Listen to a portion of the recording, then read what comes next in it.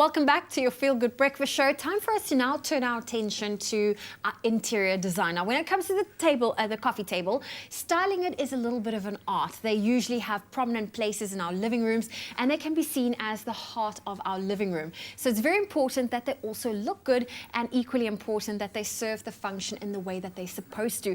That's why we've joined by architect and interior designer Zaan Dumini to give us a few handy tips on how we can keep our coffee table stylish yet functional. Zaan, very good morning. Hi, good morning.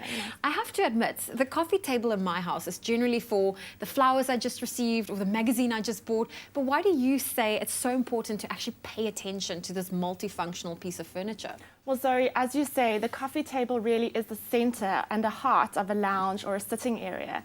And often it can be overlooked and just dumped with whatever you've kind of found around or need to throw down. But it really is something that we all sit around, and often when you have guests, it's something that's visually in their eyesight the whole time. So it's important to pay attention to it. Yes. I love how during the ad break you quickly rearrange some things onto the coffee table. So what are your top tips for when it comes to paying attention to your coffee table? Okay, so my top tips, I like to think of the 5 eyes. The first eye is for eyes. And the fact that the coffee table is visually part of the space. It needs to talk about the space as a whole. So don't let it completely alienate itself from the rest of the decor in the room.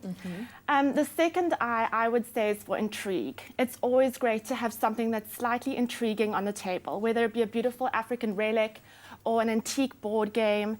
Something that creates a little bit of a talking point, I think, is a great thing to add. I think the other eye is for interest, something that a book, a beautiful coffee table book, piles of them, that's my absolute best, books about interesting topics.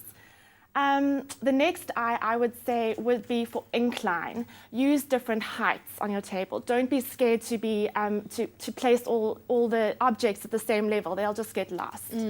And then the third eye, I would say, the fifth eye, I would say, is for eye. Make your coffee table personal. You know, add a photo album of your family, or something that you've collected on a holiday, something that talks about you. I love how everything you just mentioned is visually in front of me. I like to think the interesting piece is this little DIY project I made. But what are some of the things you would say we have to avoid when it comes to styling our coffee table? I think there are a few things to avoid. One of them, most importantly, being clutter. A coffee table is, in essence, for a coffee tray. Make sure there's space for that, so that you're not rearranging your table before you put your tray down. I think also tattiness. Don't pile magazines that are going to be thumbed and create a little bit of tattiness on the table. And otherwise, I think those are the main important things. Don't let it become a dust collector. Make sure in that afternoon sunlight there isn't dust settled on it. Okay. Otherwise, just have fun, yeah. Okay, well, you know what, when it comes to styling, of course, you get different types of coffee tables. Here in front of us, we have a round one, but what would you do differently to perhaps for a round one? Well, I think round coffee tables are great, especially if you have kids, because they don't have those sharp corners that you have to worry about when they're like learning to walk around your table. And so don't be scared of a round table. I think with a round table, don't be scared to double up. Maybe have 2 or 3 round tables together. Okay. And the other point that I have is don't be scared to juxtapose shapes.